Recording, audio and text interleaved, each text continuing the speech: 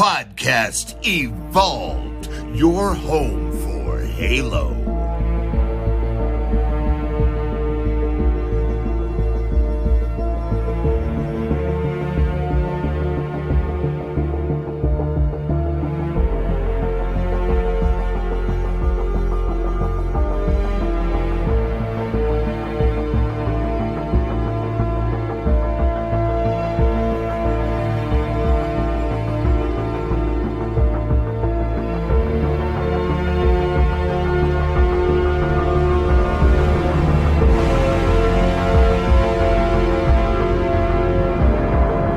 Welcome, Spartans, to Podcast Evolved, your home for Halo. I'm your host, Tom, and with me today is Krysta. Hey! And Oran. What's up, guys? And this is our live news episode for the month of August 2021. We are joined by our Discord server, so what's up, everybody listening right now, live? Thank you so much for being here with us this evening, or this afternoon, depending on where you are.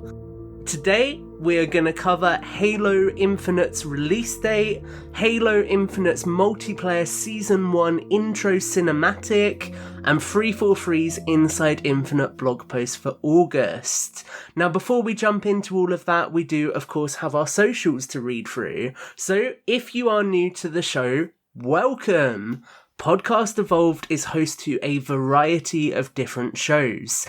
This, the show you're listening to right now, is our main show where we talk Halo news, Halo lore, and also to you, the listeners. Our other shows are Mission Debrief, Halo Book Club, Builds with Blocks, and Halo Headlines. And we also have a partnership with HCS Pro Talk with Josh and Will, and they have a segment later in the show.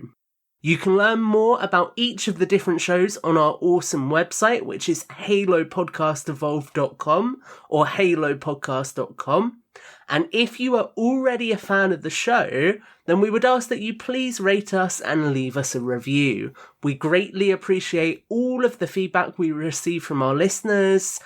I was actually reading through some of the feedback on Discord earlier today, and it really does help us to improve the quality of our shows. Before we go any further, we'd also like to take a moment to thank all of our patrons for their continued support. So thank you, patrons! Yay! Yes. Thank you. Our patrons receive a variety of exclusive rewards such as early episodes, unique swag, and access to our own soundtrack album featuring 18 songs. If you'd like to get involved and learn more, you can head over to patreon.com/HaloPodcastEvolved. And finally, we encourage our listeners to support Audible, where they can enjoy the growing collection of Halo novels all in one place, along with thousands of other novels, guided wellness programs, and more. Use the URL audibletrial.com/podcastevolved to learn more and start your free trial today. Before we go any further, we are going to jump into our last week on Halo very quickly. And Krysta, I'm going to come to you first. What have you done Halo-related in the past week? I've cried a lot. You know, I've been on Twitter. That hasn't helped my crying at all. It's been just so sad. And then I played some stuff for Mission Debrief, so it's been a pretty good week for me for Halo. So crying is good. Nice. Cool. Oran, what about you? What have you been up to? I've been super busy. Excuses. Yeah, so I haven't been able to dive in any Halo or anything like that. I did restructure the rest of our year of episodes based off of the release date, which we'll get into in a little bit, which sounds like a big task, which is why I'm saying it, but in all actuality, it was, I don't know, maybe about 15 minutes of work, because we had a lot of it already planned out. I just had to move a few dates, maybe move something up, move something back, this and that. A lot of exciting things for our listeners that we had planned for the rest of the year, which we'll get into in the Evolved Digest. But yeah, just mostly doing some back-end things for the show, and really looking forward to getting closer to that release date. Well, Tom, what did you do last week on Halo? So last week on Halo for me, I actually started doing a Halo Wars 2 co-op playthrough with my friend Tim. So we did a mission that I can't remember the name of. Wow, how specific. It involved us defending 3 Kodiaks, which was really cool. And then Anders goes into the Forerunner teleporter and does some stuff. And that's about... No, actually, it's the mission where you're taking out the CCS class cruiser and Jerome and Isabel are going up into the grav lift. So there you go. I barely remember what I did. I just know I played some Halo Wars 2. And on that note, I'm now going to hand back over to you, Oran, to go through all of the monthly news. Yes, so August was a big month for Halo fans across the world. Because in Germany this past week, actually, we got the new release date. Because, we did get a release date back in 2020, but, it got delayed. So, our new release date for 2021 of Halo Infinite is December 8th. Just booked it off of work. That's a weird day. Yes, it's a bit later than people were expecting. Personally, I kind of figured it might have been in December after the E3 showcase when Forza Horizon 5 was announced to be kind of like an early November game. And I was like, that's kind of in the window that I figured Halo would be. But if Forza Horizon 5 is in that window, why would Halo Infinite be in that window? So I personally think it's great that it's like the first week of December. I think it's a Wednesday of all days. Yeah, which is weird. I don't think I can take that memo. I don't think I can fake being sick for that long. You could just say you caught the flood plague, Krysta. I'll just quit. I'll just be like, you know what, I'm done. I nearly said another type of plague there, but I was like, that's not friendly for this podcast, and that would definitely get flagged by something somewhere. Oh, it's fine. We get that all the time. This guy Aaron in our chat says the 8th makes sense because it's an infinity symbol when you rotate it. Ooh. Aaron, you should have been here to say that. Yeah, Aaron, why are you in the chat? Huh? But yeah, so that was announced at Gamescom. Super excited. Pre-ordering is available now on Steam, Windows 10, and on the Xbox Store. If you're a subscriber to Game Pass, you can pre-install the game right now. It's only like 200 megabytes. Super small game. And from what it looks like is, if you're familiar with Crackdown 3 or Doom Eternal, it seems that Halo Infinite multiplayer and Halo Infinite campaign will be 2 separate download tiles, as if they're kind of separate games, which is interesting. Well, it's both interesting, but it kind of makes sense if this is the case. It's not really confirmed, but when you look at the store, there's a tile for Halo Infinite campaign in parentheses, and then when you pre-install Halo Infinite, it's like the multiplayer tile that we got from the tech preview. So on the one hand, if you want to jump into multiplayer, or you don't own the game and you're playing the free-to-play multiplayer, you only need to download all the multiplayer assets, you only update that part of the game, and all that kind of stuff. And then as the campaign, if you own that, or whatever sort of expansions or DLC, or however they're continuing the story of Halo comes about, then you just update that portion of the Halo Infinite suite. I think Call of Duty also does something like this with their Warzone service versus their Modern Warfare campaign. So it seems that Infinite's following a similar trajectory of, I guess, how they're distributing the game. We'll see how all that pans out. So there'll be a new Master Chief campaign, of course, we all know this, but there will not be any co-op campaign at launch.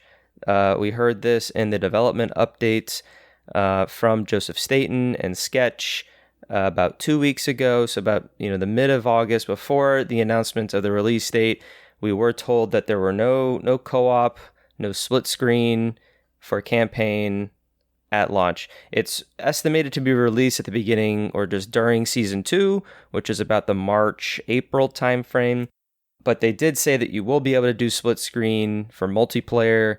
I imagine you can still do custom games and that whole kind of suite.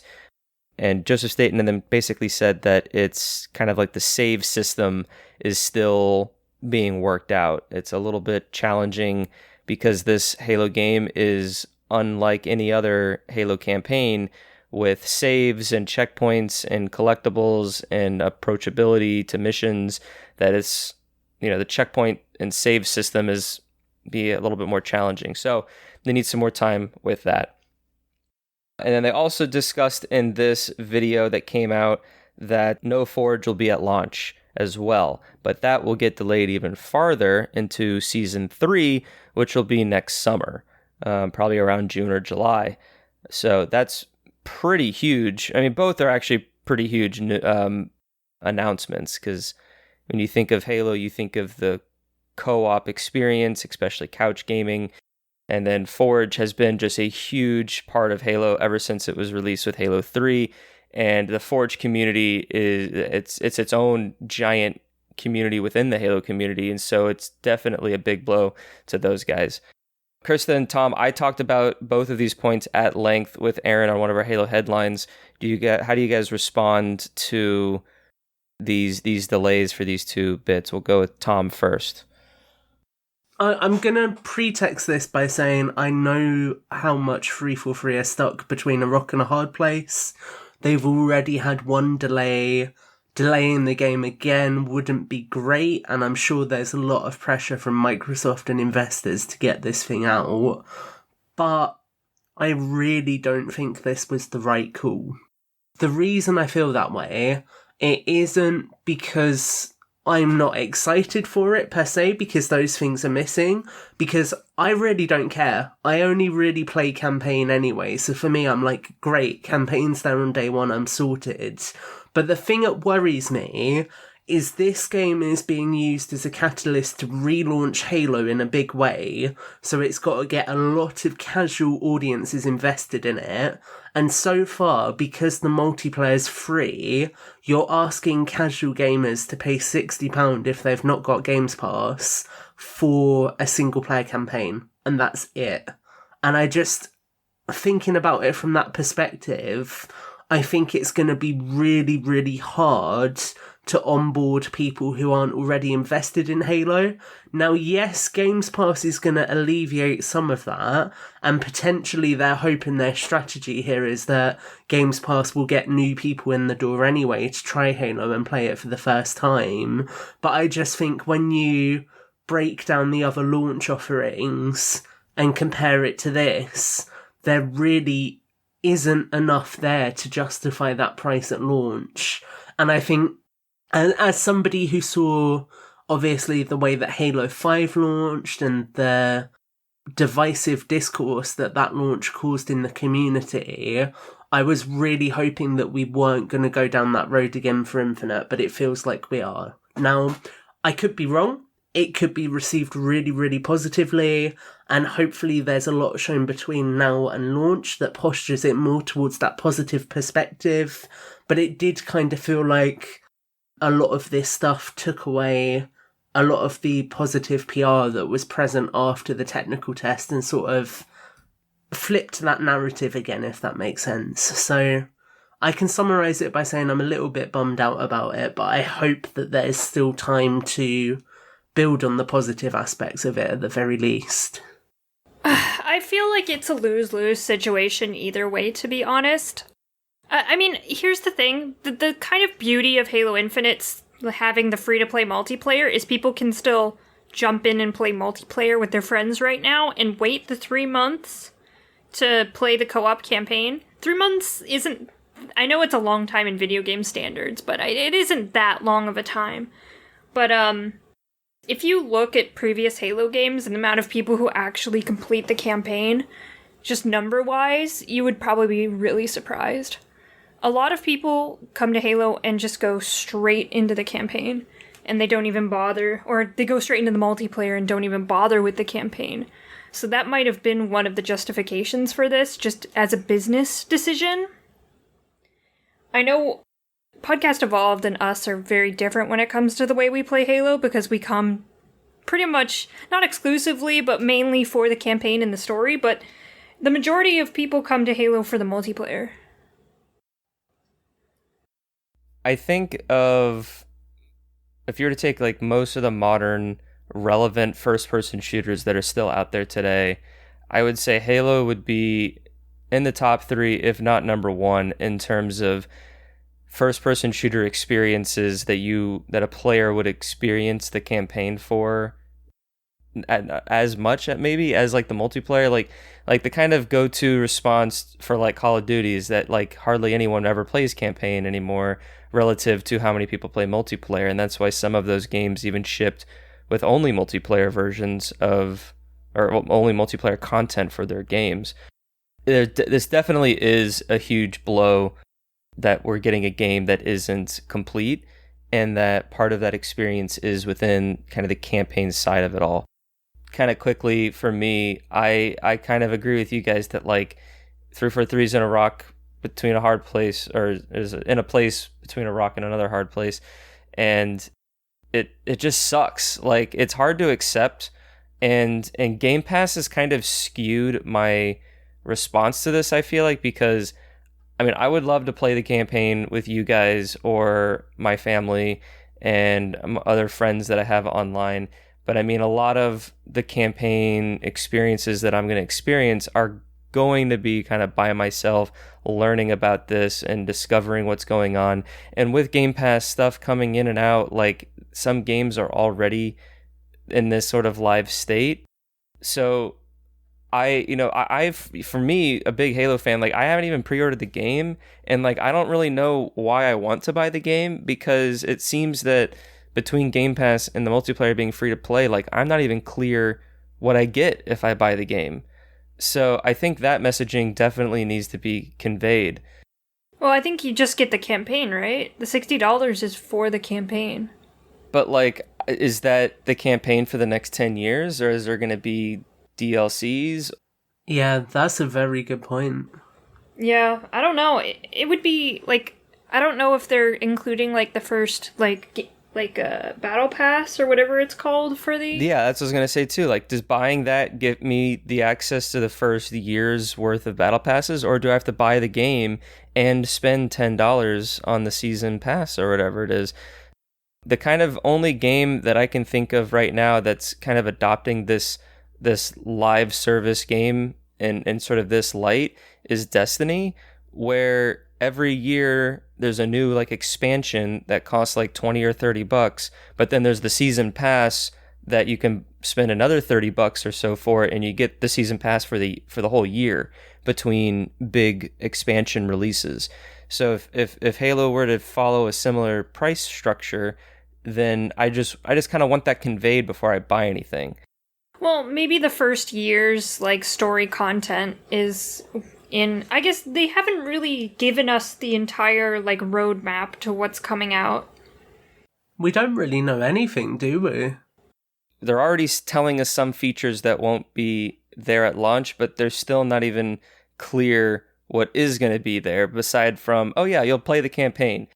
Well, we don't even know anything about the campaign. Yeah, and how much of the multiplayer is free to play, like, are only certain modes free to play, are other modes locked behind the, so there's still a lot to learn. So it's definitely a hard pill to swallow.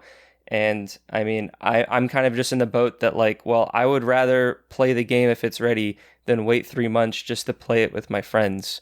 I mean, that's just where I am. I mean, I totally get that some people want to experience it with their friends or family day one together and have that experience together. But I mean, if it's not ready, then it's just not ready. I think I've always played the campaign, at least my first and second time, on single player, so honestly this doesn't affect me too much. I never sit down and like, oh, I need to play this campaign with my friends, which, I mean, that's just how I play games, but I understand these people that have played every single game with like a certain person the day it comes out, and it's a big hit to them. I maybe overcomplicate it for myself because I instantly go into my marketing brain. So a really good example is Call of Duty and everything that they've been doing with Warzone recently, because it looks like Halo Infinite's going to really, really closely mimic that. But the biggest distinction there is multiplayer on Call of Duty isn't free. It's only Warzone that's free. So it's a very specific mode that people get access to. And if they want any of the core game modes or any of the DLC for that specific title, they still have to pay for it. And I think that's the biggest thing that I can't quite get my head around right now, is the fact that if you're offering all of the multiplayer for free, which is what it seems like, then you are asking people to pay that full price tag just for the single player. And I think for me, when I think about the other things that are available in the games market right now, especially with, you know, things like Call of Duty, other competitors as well, I just think, why would somebody who, again, that big point being not having Games Pass, look at that and go for just that over something that has a lot more packed in with it as well? It's just a really interesting... I think Games Pass has really, really made it a much more interesting sort of decision in terms of the fact that it really changes up the level of value that a consumer gets if they don't have Games Pass as opposed to if they do have it, if that makes sense. Yeah. I mean, unless the campaign is, like, huge and is, like, 30 to 40 hours. Because we don't know enough about the campaign. Like, if we're talking about, like, if I was to play $60 for, like, Halo 3's campaign, I'd be like, the fuck, it's, like, 8 hours long. Why would I pay $60 for that campaign? It's still a good campaign. I love Halo 3, but to just pay $60 for a campaign like that?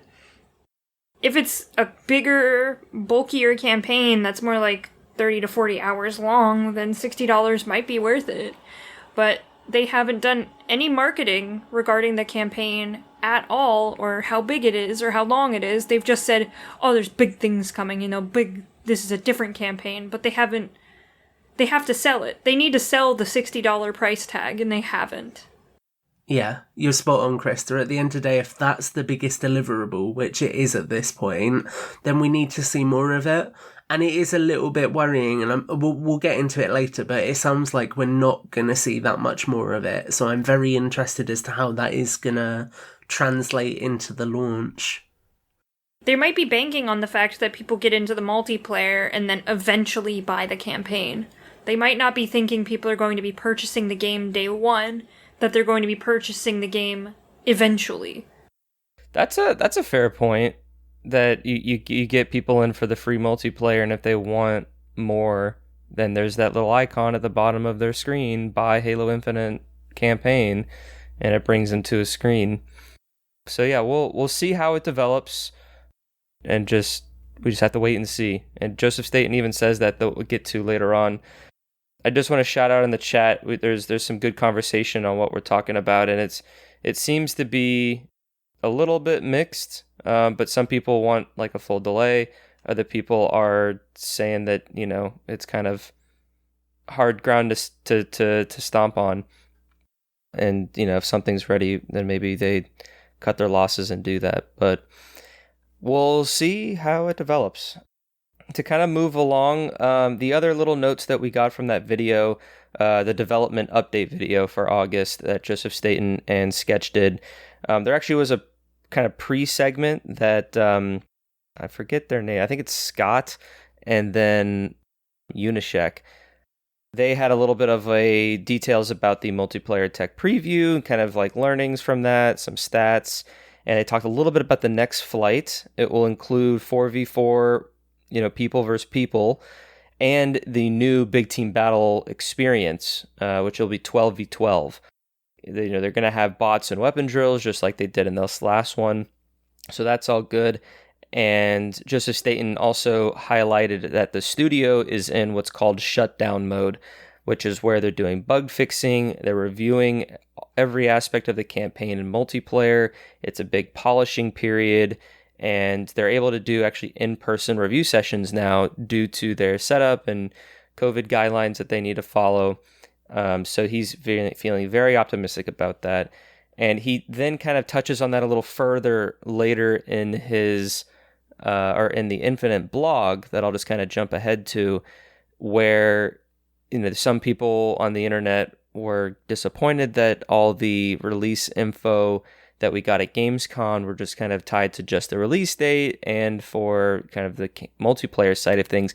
And we still haven't seen more of the campaign since the 2020 reveal back in July.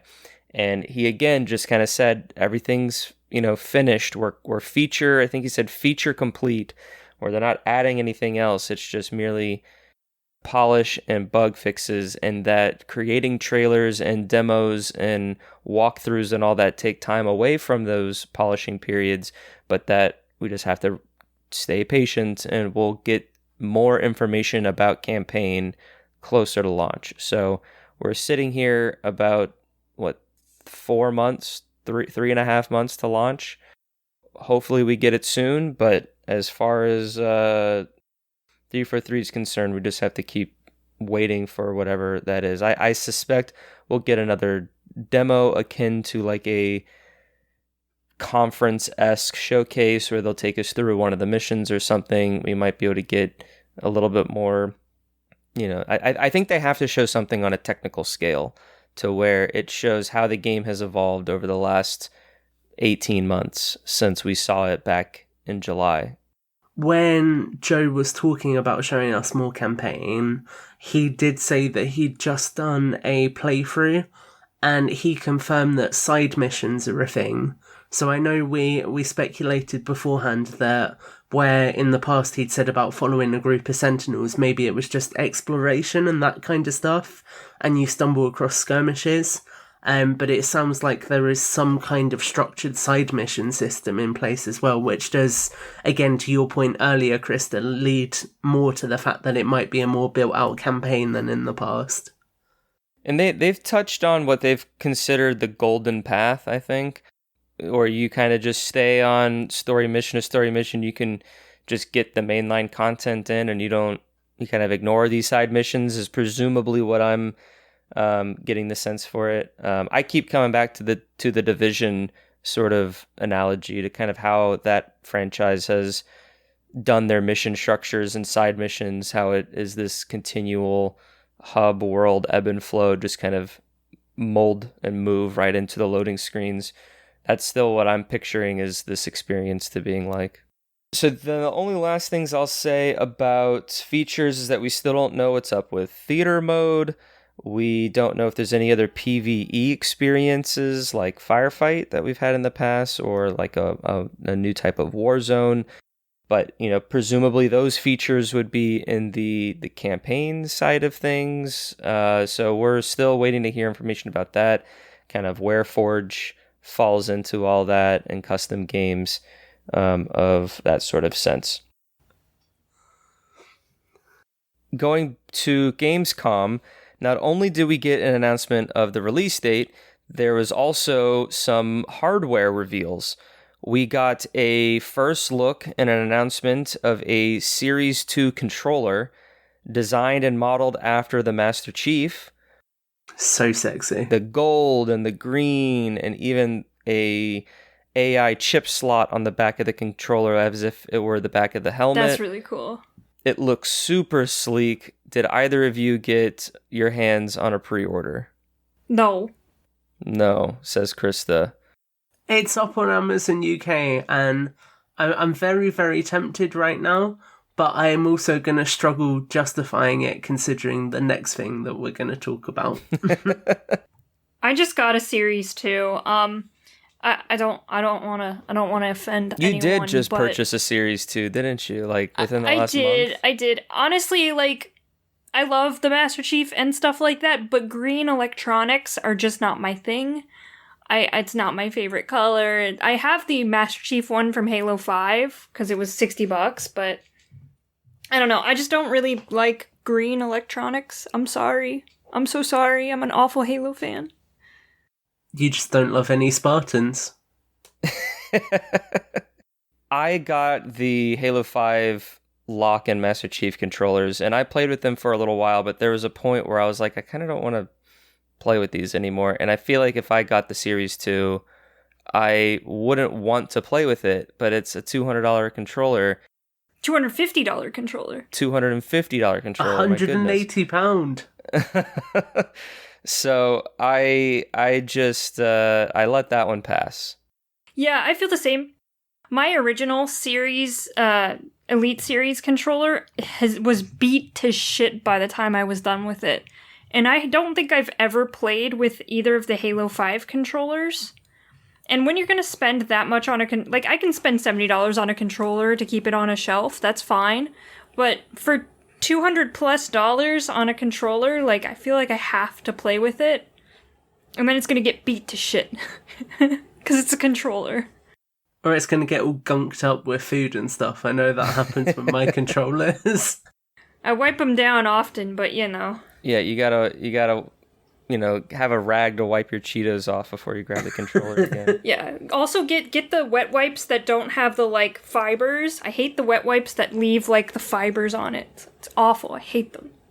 0 out of 10. Well, just wanted to shout out again to our listener in the chat, Aaron. He said that he got one of the controllers. Aaron gets all the controllers. He got the Gears of War one when that was a thing.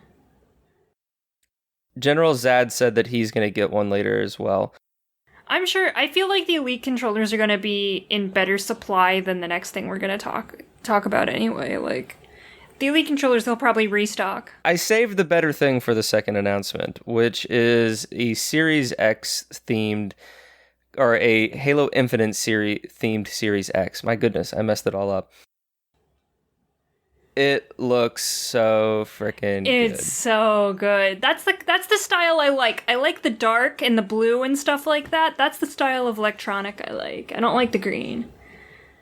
Krysta, you're really hating on the green tonight, huh? I don't like the green. I don't like the green very much. I understand a lot of people like the green, and I respect that 100%. It's just not for me. It doesn't fit my aesthetic. Well, you managed to get this one, so the listeners are going to be green with envy. I didn't get this one. I'm so sad. Krysta didn't get the Series X. I didn't get it either. Tom, did you get it? I'm sorry, I did, yeah. I accidentally ordered 2 at first, so I had to cancel one. You should have kept one and given it to someone else. I should have. But in the moment, I was like, there's a lot of people trying to get these. I'm just going to cancel it so they can put one back up for sale. There you go. What a nice guy.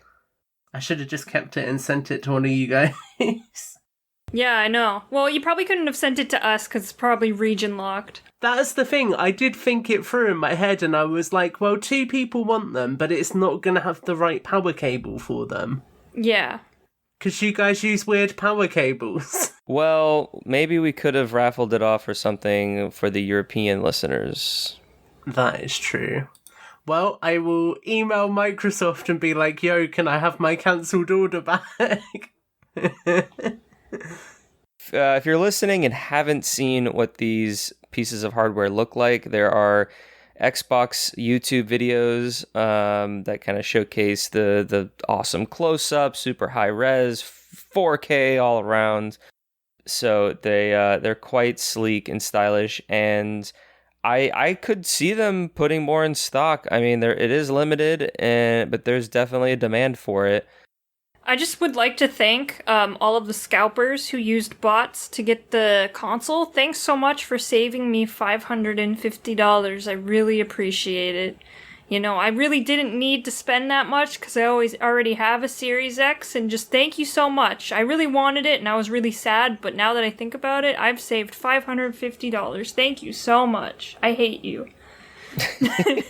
I was gonna say, perhaps if the listeners like the sound of it, we could do an unboxing video of the console on the YouTube channel. You have to. You have to do an unboxing video.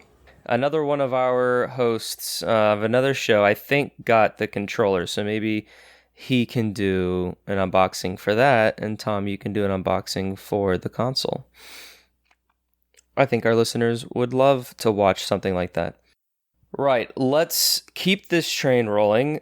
The last bit of information that we got from Gamescom was a multiplayer Season 1 intro cinematic.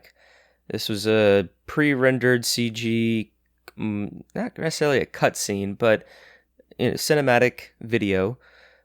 It follows, a little bit of the origins of Spartan Commander Agrina, who is the Spartan that we see in the multiplayer trailer, kind of hyping up the Spartans for the academy, and that they're getting ready to become Spartans. They're going to do some of their training, and it's a pretty amazing video. I think it was pretty great from a storytelling point of view. I really enjoyed learning a little bit about where Agrina came from and some of the struggles that she came to deal with, and how seemingly she was introduced into the Spartan program, and I can't wait to learn more about this character. There is some controversy about the trailer, which we'll get into, but before that, Tom and Krysta, we'll go Krysta first. Like, what were your kind of initial reactions to this cinematic? Oh, it's super cool and epic. I love seeing, like, futuristic London. That was crazy. What was that? Hello, love. Welcome to London. Yeah, I've been to London before, and it did not look like that at all. My God. Their building's bigger than Big Ben. What the hell? Big Ben isn't the big boy in town anymore. No, not anymore. No, it was really good, though. I thought it was interesting. I thought it was good. I hope we get more stuff like that. I thought it was really detailed. Like, the graphics looked really, really good. Yeah, I thought it was good. I thought it was good to get some backstory. I thought it was a good hype video. Like, I was ready to play. I'm like, all right, when's the next fighting? I'm ready to play. Yeah, no doubt. I think it's cool you mentioned the graphics, because when I was watching it, I was literally like, oh my god, have they brought Blur back for this? I know.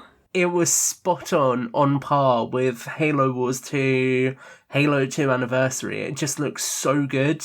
And I can't get over how good the Brute armor looks, because the blue Brute that looks over at her as she's running away is the Banished Chieftain design for Infinite, 'cause it's been in the Mega figures as well. And the fact that we're going to see that design in, like, Banished colours in the game just gets me so excited. Like, yeah, it was really awesome. So yeah, it definitely was super cool. It's a lot of mixed reactions, because on the one hand, it looks great. The visuals are stunning. It has really good story points, or story beats and all that, and characterization and all that. I've heard a lot of people say that in this one trailer, they have more appeal for Spartan Agrina than they do for Sarah Palmer in the 2 games that she's been in.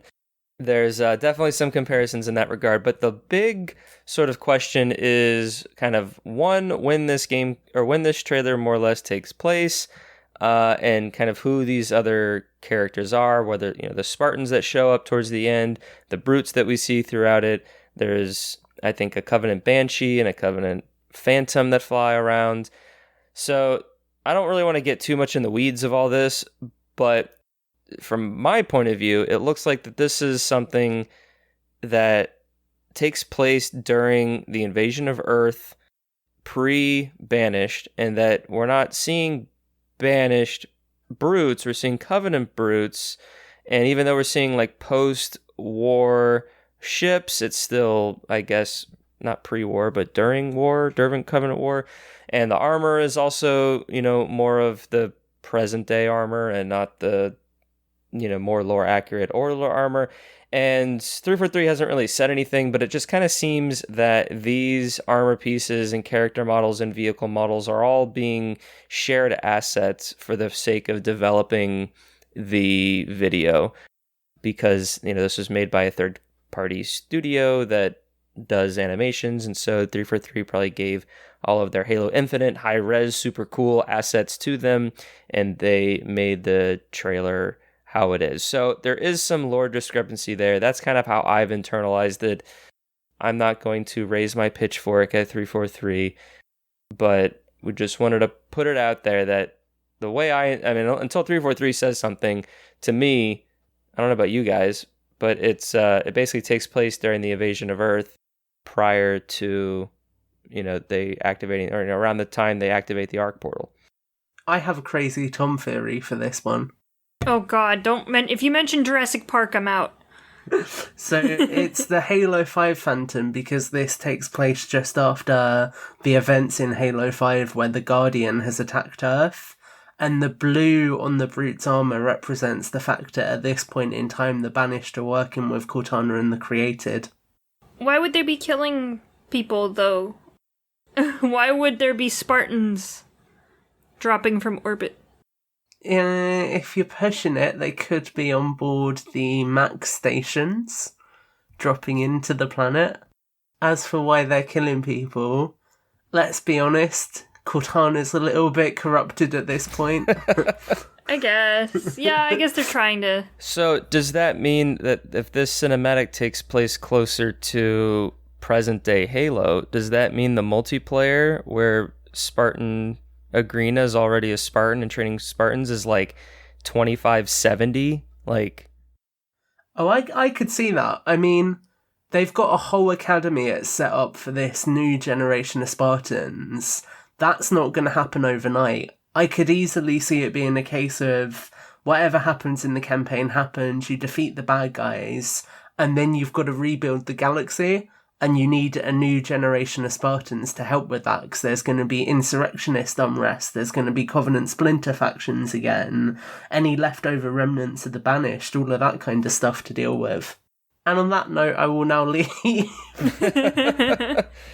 All right. Well, we'll be sure to bookmark this part of the episode for, whether or not that gets confirmed.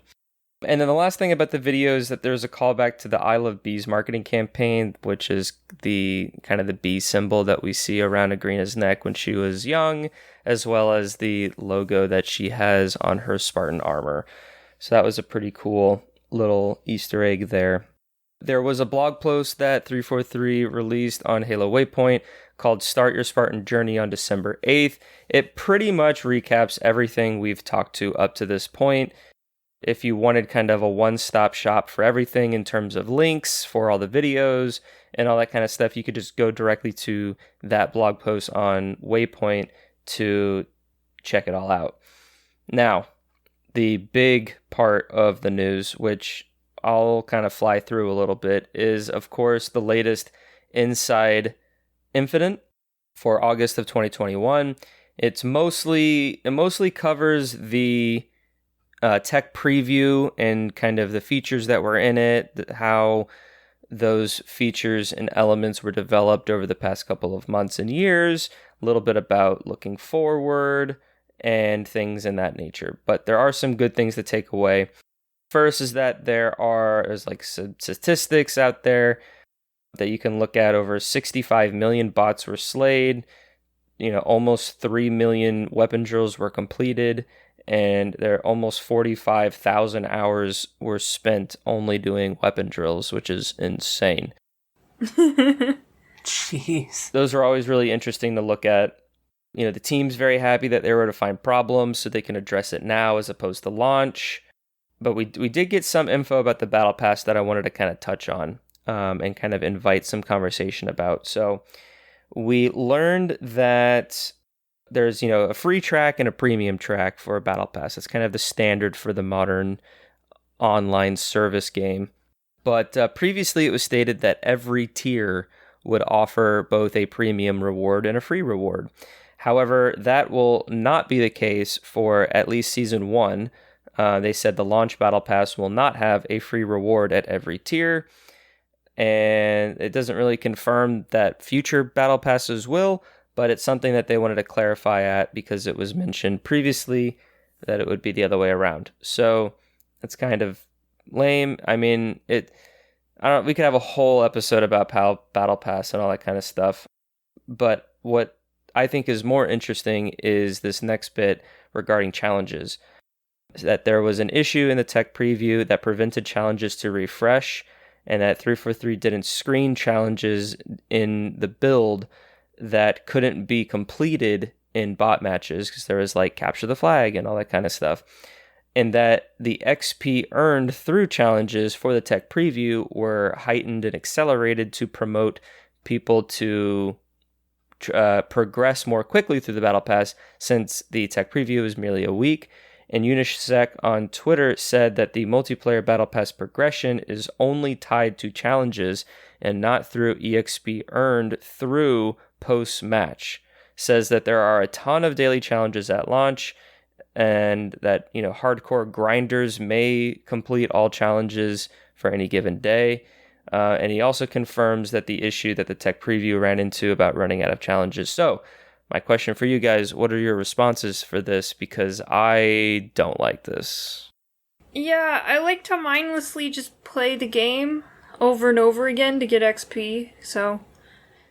I mean, I've always loved doing challenges, especially, since Halo Reach, I was so big on challenges. I did them, all the weeklies and all the dailies, every single day, for a really, really long time. So I'm not opposed to challenges, but doesn't that kind of defeat the point of, trying to win a game or do really well in a game because you got XP based on your performance? Doesn't that mean everyone's just gonna be trying to, do the challenges, kill 10 enemies with a rocket? It's well, now I'm never gonna get the rocket because everyone's trying to do this challenge. Yeah, it's like it... You could say the argument, oh, well, if you just play the game, you'll just naturally undo the challenges. But if it's if you want to grind the battle pass and you want to get to whatever thing you want to do, then you're going to want to micromanage everything you do so you can optimize the challenges that you're doing. Or, yes, go for the rockets every single match because you need to get 2 double kills with, a rocket launcher. And it's just, I don't know, to me, it's just so, not petty, but just it's like an inventive way to prolong the game design, but it doesn't do it for a better way. I think it's literally so that they can control when you unlock stuff in the battle pass. Now they can control the amount of XP you get daily and put a cap on it, and then also stretch out the life of the battle pass. I think what they're trying to do is, when you have any battle pass game like Fortnite, Apex, whatever, you sit down, you grind the game crazy for a couple weeks, you get to the end of the battle pass, and then you don't play until the next battle pass comes out, which is usually every 3 months. It feels like they're trying to prolong that so people stay engaged with the game, but I mean, if the game's good enough, people are going to be interacting with it either way, so I'm not sure I don't like that at all. I don't buy the battle pass of Apex because I want all the cosmetics or whatever. There was one season that I straight up just didn't buy it till the end because I happened to be I hit a level and I was oh, if I buy the battle pass, I'll get 8 of my $10 refunded because of the coin things, and I'll get this kind of cool cosmetic. So I did it.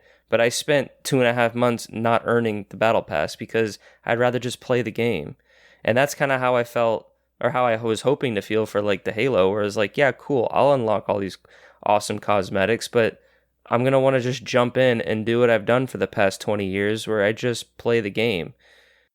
Challenges in my mind are like in Halo Reach, where it's get 200 assists over the course of a week. Okay, yeah, I'll just play the game and that'll eventually happen because I play it a lot, but oh, this challenge I have to get 10 assault rifle kills. All right, well, that's not really a challenge. That's really me just playing the game. And I shouldn't need that motivation to just play the game. If it's a fun game, I'm going to just naturally get 10 assault rifle kills. So I'm not too happy about this, but we'll see how it goes. Here's my theory. I mean, honestly, they're probably going to try this out, right? They obviously want to try this out. They want to try this new system out with the challenges. I think they're just going to revert eventually, maybe next season or something, to the regular, XP per match thing anyway. I don't think this is going to be a problem for very long, to be honest. I think they're just experimenting, trying new things. I hope so. I'm a little bit more concerned that it's done from a return on investment standpoint, because a lot of games like Modern Warfare will have the ability to buy XP as well. And obviously if you're earning XP for every game, then you can kind of look at it and go, oh, I don't really need to do that.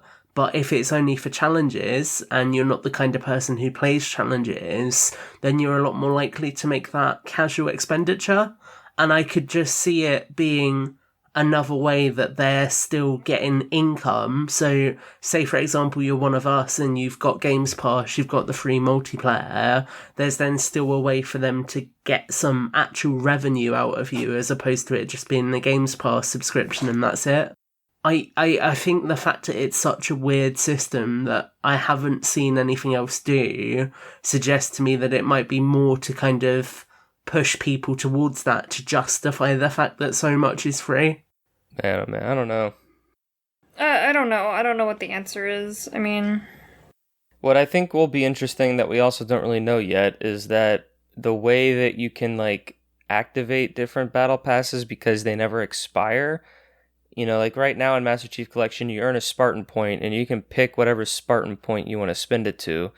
But if you have to earn challenges and, you know, presumably as soon as you complete that challenge, you earn experience, then the way they worded it is that you basically like equip a battle pass, and that's the battle pass that all of your experience goes into, so long as it is equipped, if multiple battle passes are available.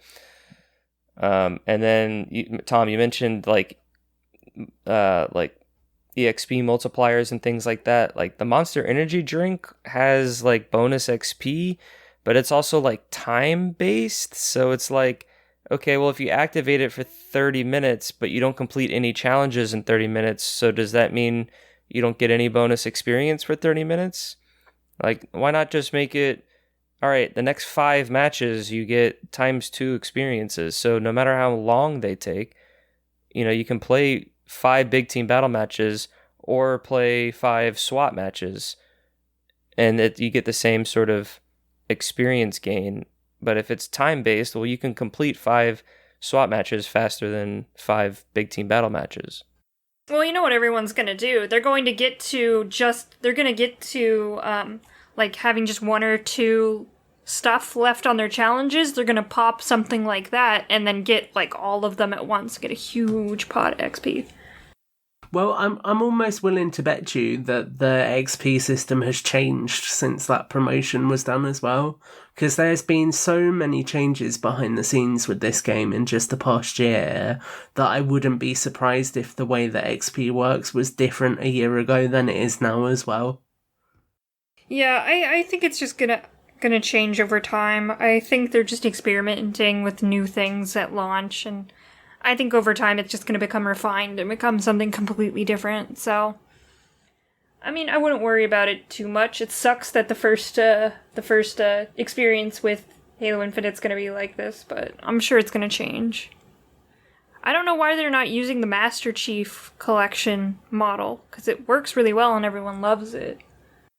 Well, no, I mean, there's kind of an issue there where at some point you no longer really get Spartan points by leveling up, and it's only through challenges. And like those challenges honestly are more like challenges to where you have to really like invest time to go in. Like honestly, like the Reach model is like the way to freaking do it. Like you just get experience. You just purchase the stuff that you want to purchase. So, but anyway, let's move on. There's a few things I want to touch on that's still in this board. Let's see, multiplayer team. So we discussed with them. They've confirmed that the player Spartan in the multiplayer is Halo canon.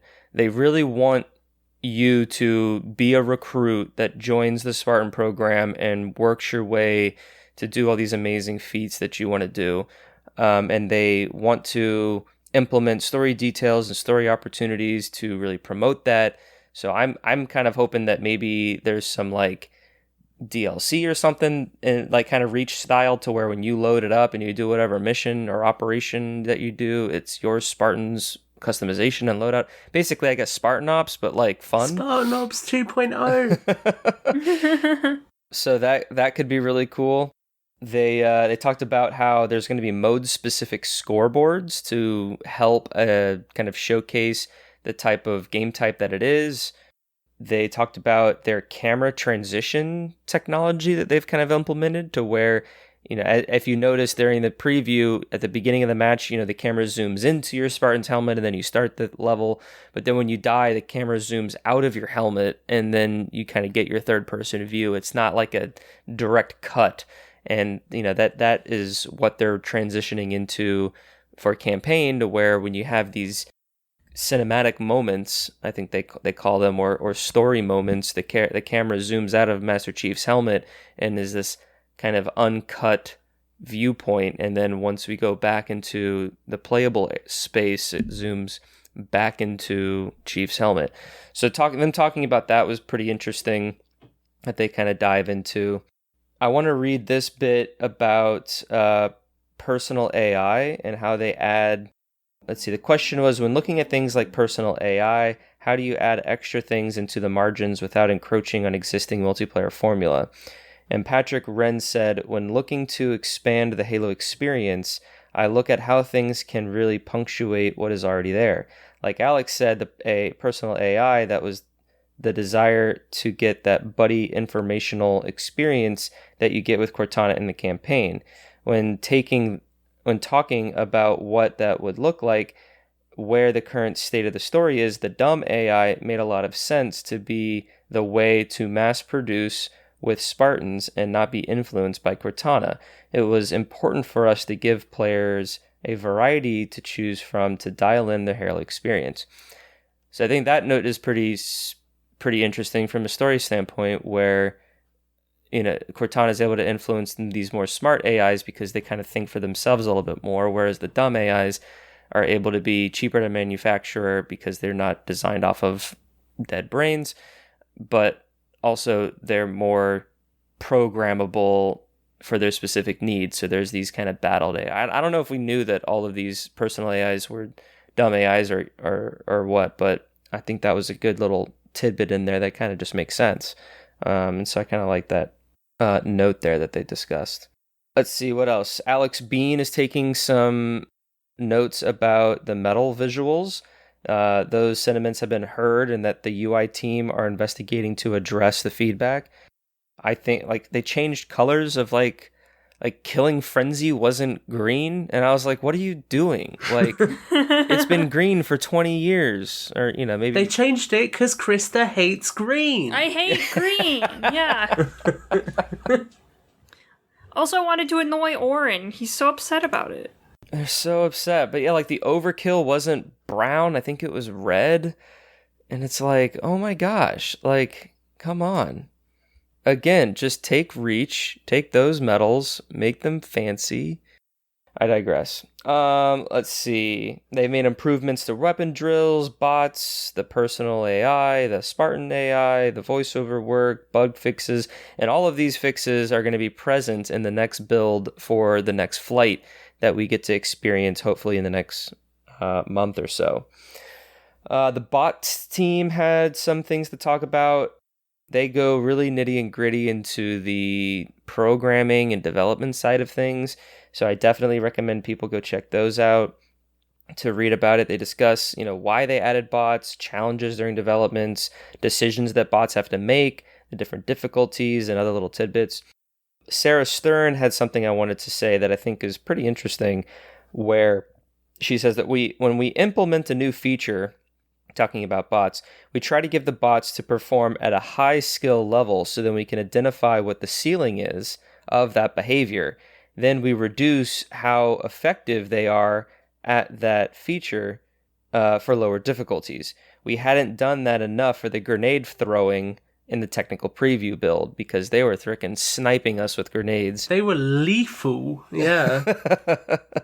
So I think that's very interesting when, whatever else they decide to add. I think they also talked about something that they're investigating for Spartan level bots is to share visual information with other bots as if they were calling out in a team. So if Krysta's battling a bot at one part of the map, another bot would know that because they're sharing information, and that bot would then come over to assist the first bot to fight against Krysta. So how dare they? Teamwork is this not is how the Halo Terminator's experience. born.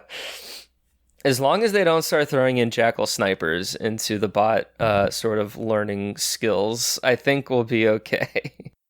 Just make a Warden Eternal boss battle bot. We're sorted. And that's basically the blog post. There's a lot of details in there. I think the big takeaways are what they've learned from the multiplayer tech preview, what we can look for in the future. They discuss a little bit of the battle pass and then just general insight. I have a note here about Joseph Staten and how he kind of reacted to the criticism of no campaign, but I kind of talked about that at the top of this. But, they're in shutdown mode, and we'll get some information in a little bit about it.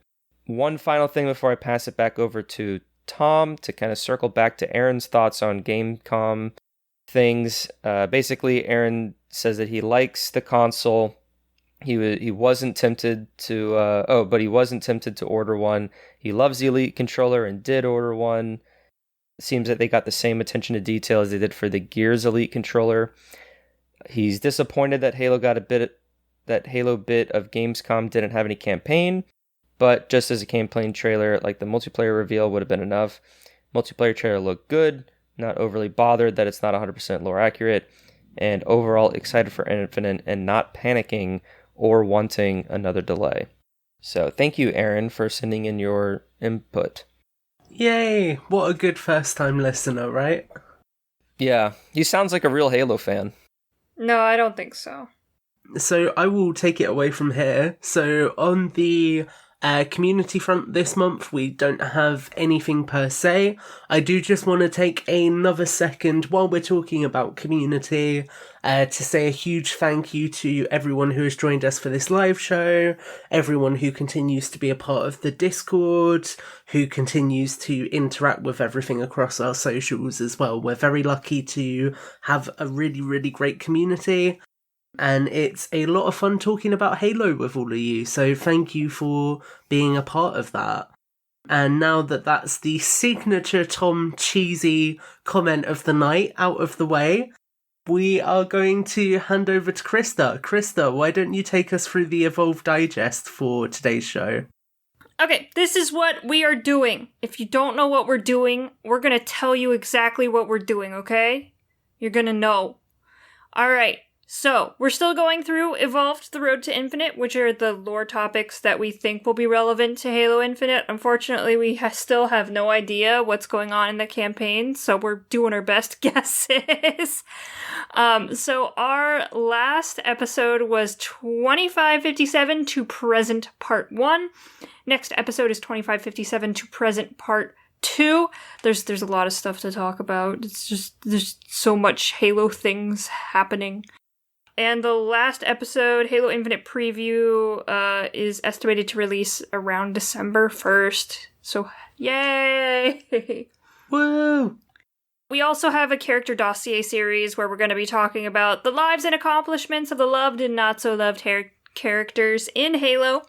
Obviously, we're trying to pick characters that are relevant to Halo Infinite, but we're still lacking a lot of information there. But our last episode was the Didacts. There are 2 of them. It's not confusing at all. You should know this by now. The next episode is Atriox and the other banished leaders, so we're going to be talking about the big ol' brutes. Our future episodes are going to be 3 more episodes planned, including the Master Chief himself, ahead of Halo Infinite's launch. So we'll be talking about 3 more people. Mission debrief. We ran out of missions. It is a deep dive into every Halo games campaign, mission by mission. We definitely ran out of missions at least a year ago. But we have started a new series called 20 for 20, which is where we go through the 20 best missions in all of Halo and rank them accordingly. So we're going mission by mission. Last mission we did was Uplift Reserved for Halo 3 ODST. The next mission is Kikowani Station, Halo 3 ODST. And this series will conclude ahead of Halo Infinite's launch. It is only on YouTube because we are showing our gameplay, so super spicy there. We will be doing a Halo Infinite mission debrief sometime in 2022. We don't really know how the campaign is structured, but based on how it's structured, we will be going through that. Sometimes we read books, so the Halo Book Club where we talk about some of the extended lore media. The last book club we did was Breaking Quarantine from the Halo graphic novel. The next book club is The Return to Halo Evolutions and One Motion Comic by One. So that'll be interesting. Of course, we do have some actual novels coming out in October, I think. So We do? Yeah. I think we'll do the book club in November. So we have some other novels to talk about coming up, so stay tuned for that. Builds with Blocks, where grown men play with Lego. That's centered around the micro-action figures and big brick-based construction sets of the Halo universe. So I'm gonna take over the digest from here. No! Gosh, I'm trying to make it entertaining, guys. Why are you dissing me? I'm trying my best. The last episode, they reviewed the fall 2021 set. The latest reviews are the Escape Helmet, the Wasp, and a bunch of Jawarzes. Jazzwares. And what even is that? What is that? That's the 3 3/4 inch Halo figures. So our latest video on it was the 2-pack with the UNSC Marine and the Grunt Conscript. And then we also published looks at the Sentinel, the single-pack Grunt Conscript in blue, the Brute Captain from the E3 demo, and also the UNSC Marine Sniper recently. When is that big pack of all those minifigs coming out? I want that. That's been and gone. It was up for pre-order on Amazon a while ago. Oh, I thought you could get them in stores. Not yet. Is it not coming to Target? I hope it is. I really hope it is, because I didn't get one. Sounds like you should have been listening to the show, Krysta. Oh, jeez. Do you mean you don't listen to grown men playing with Lego? No, not really. I do watch that one show, Lego Masters. I do watch that one. So they have something very special for the next episode. What is the special thing? Are you going to tell me? We have a returning guest. Ooh, I know it's not me because you haven't asked me to be on, so that's and we're not going to after tonight. I'm excited for the Needler, though. That looks pretty sweet. Well, you can keep your excitement to yourself, Krysta. Fine, I will. Jeez. Oh my god. Wow. Jeez, I'm gonna get Builds with Blocks kicked off a Podcast Evolved. Wait and see. Because we're too mean to me.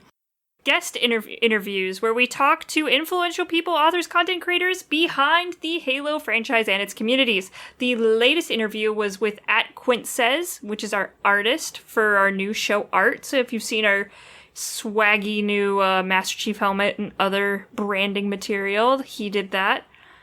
Really cool guy. Appreciate it. The next interview is planned for 2021 by the end of the year, and you might recognize this person's voice, but we're not gonna tell you because we haven't actually, finished off all the details, and we're not gonna tell you and then can't have to cancel it. So there might be a guest, basically. Yeah, we're trying. It's gonna be. I'm optimistic. Remember the power of positive thinking. I'll try my best, but sometimes it's hard. Also, we have other things to talk about. We have HCS Pro Talk. Josh and Will discuss the latest information within the competitive Halo scene with an emphasis on the community every week!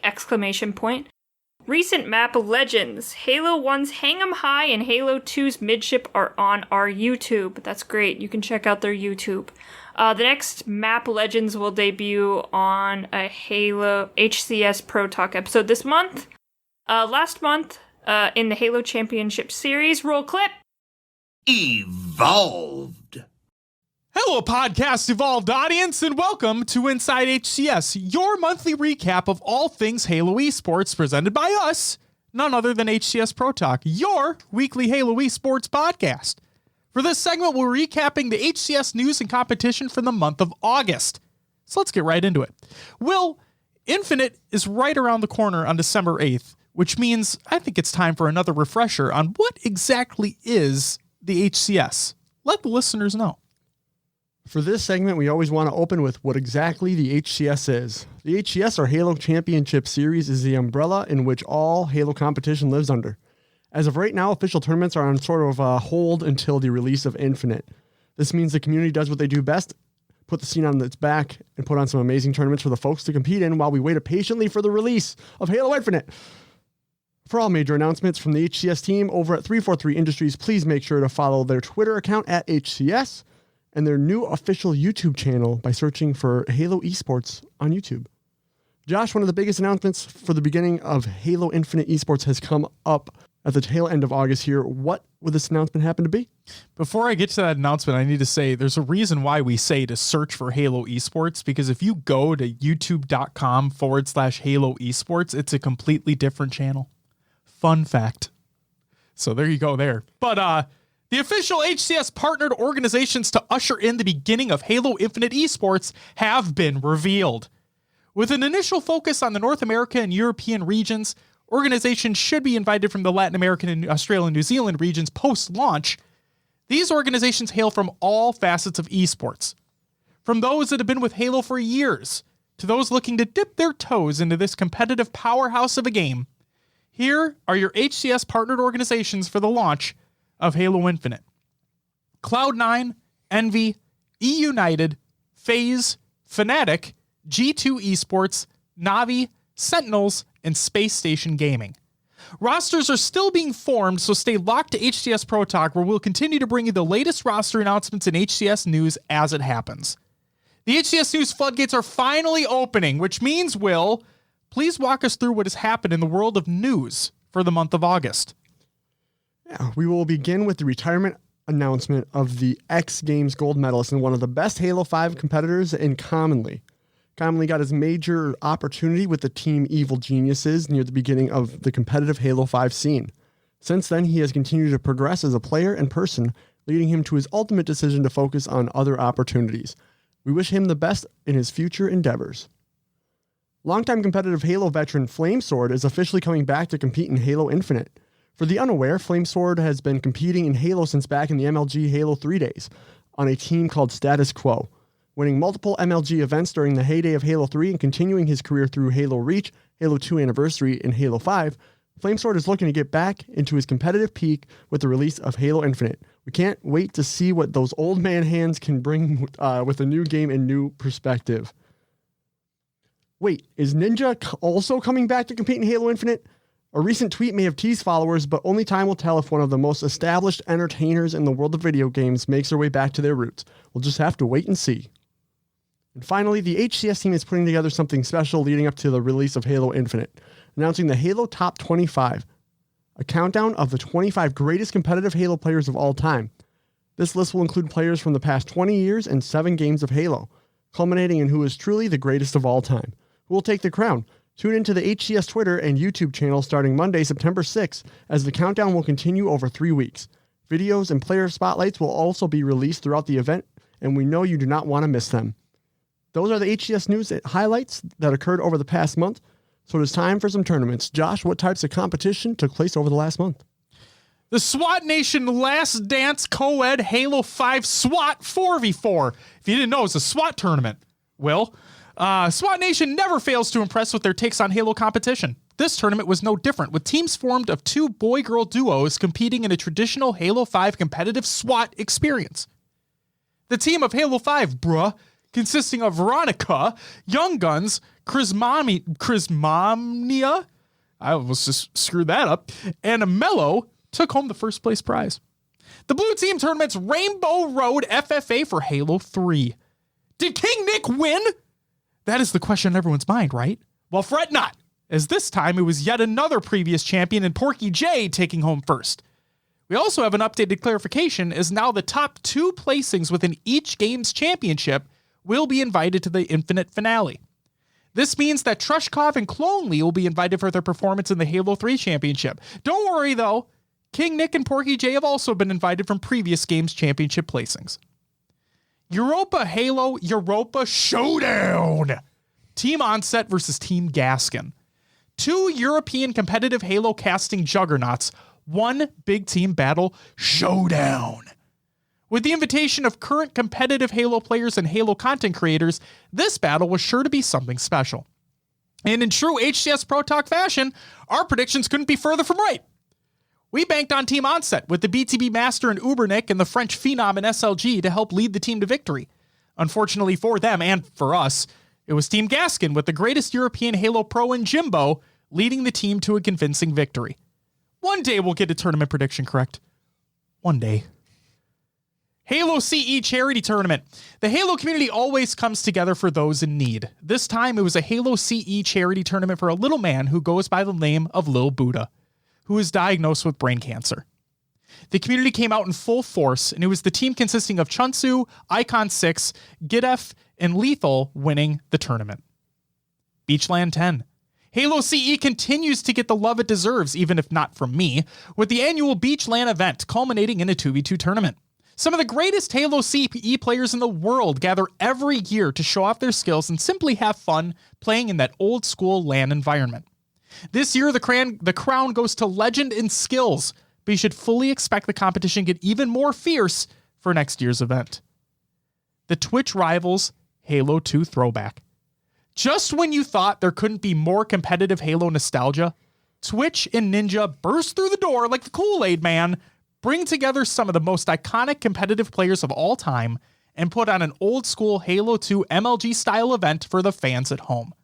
The fun didn't stop there, oh no, as Ninja upped the game by adding a cool $100,000 to the already nice $50,000 prize pool.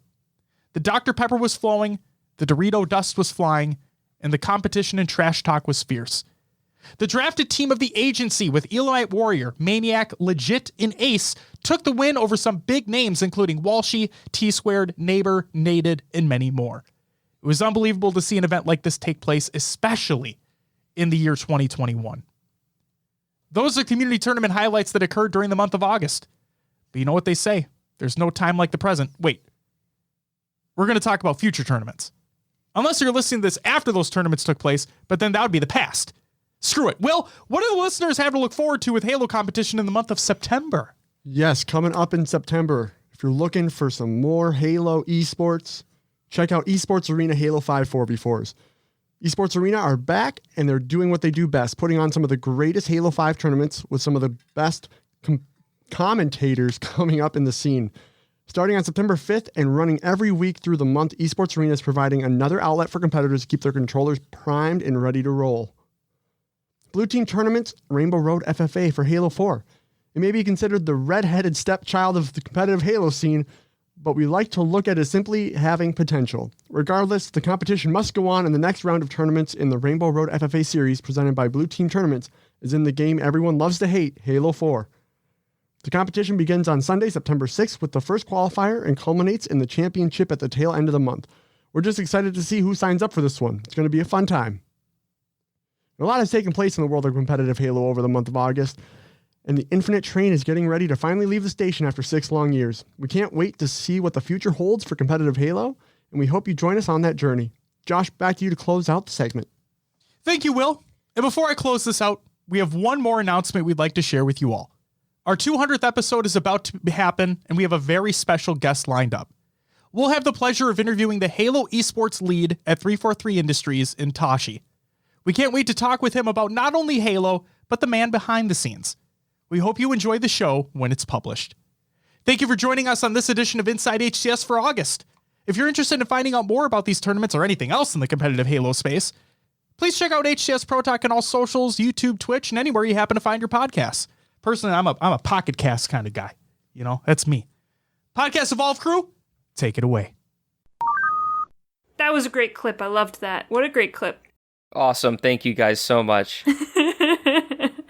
Oh man, our editing has gotten so good. I can just say roll the clip again. I want to see it again. Evolved. Hello, Podcast Evolved audience, and welcome to Inside HCS, your monthly recap. Perfect. Thank you so much. You guys are so great. Thank you. Thank you to Josh and Will for this month's Inside HCS. Watch their live show on Monday nights around 8 p.m. Eastern, 7 p.m. Central on twitch.tv/HCSProTalk. And follow them on YouTube and your favorite podcast. All right. Was that enough talking? Are you happy? I'm pretty happy. You did all right. I try to do my best. I've only been doing this since the beginning. of time. I was just going to add to the end of that very quickly. Will may also potentially be involved in another Podcast Evolve project that you will hear more about very soon. And on that note... Is that all you want to tease? That's all I'm saying for now, yeah. That's all you're saying. So, how can our listeners be prepared to learn more about this? Should they follow on Twitter or just continue to listen to the show? Yeah, if they follow on the social channels, you may potentially see a graphic pop up in the near future announcing something once Tom has actually finished working on it, which he is hoping to do this week. Maybe if he stopped playing with those blocks, he'd finish it. When he's done building with the blocks, Chris, they're not playing. I will say we have finished 4 episodes out of 6, and leave it at that. There you go. I just wanted him to say to follow our Instagrams, guys. Follow our socials and you will be rewarded. You will, we promise. So, thank you for joining us. As we mentioned at the top of the show, you can find every episode of all of our shows on our website, which is halopodcastevolve.com, or you can also search for their unique podcast feed. If you want to listen to everything all in one feed, then follow Halo Podcast Evolved on your favourite podcast service, and while you're over there, please do leave us a review as well. Once again, another special shout out to all of our patrons for supporting this show and making all of this possible. If you would like to get involved, then head to patreon.com/HaloPodcastEvolved to learn more. And finally, if you want to leave us a voicemail about this episode or a previous episode or about anything Halo related, you can give us a call at 205-EVOLVED. That's 205-386-5833. And with that, I have been your host Tom, and until next time, evolved! Evolved!